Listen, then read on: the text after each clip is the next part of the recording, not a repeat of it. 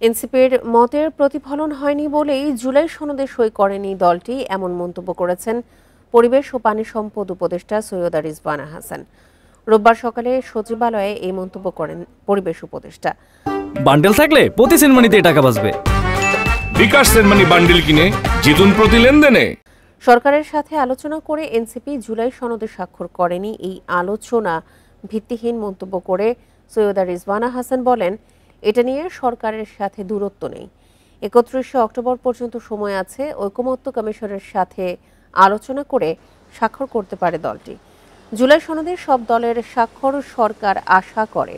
এছাড়া জুলাই সনদের আইনি ভিত্তি কিভাবে দেয়া যায় তার সম্ভাব্য সুপারিশ দেবে জাতীয় ঐকমত্য কমিশন। সেই সুপারিশের আলোকে ব্যবস্থা নেওয়া হবে বলেও জানান পরিবেশ উপদেষ্টা।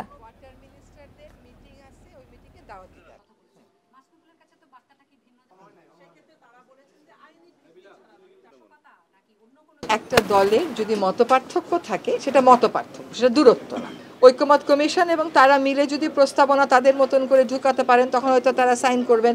যদি সেটাতে অন্যরকম কিছু হয়, যে কোনো একটা প্রক্রিয়াতেই সব পক্ষকেই একটা সমঝোতায় আসতে হয়। তো সময় যেহেতু বাড়ানো হয়েছে, আমি আশাবাদী যে ভালো কিছু হবে ইনশাআল্লাহ।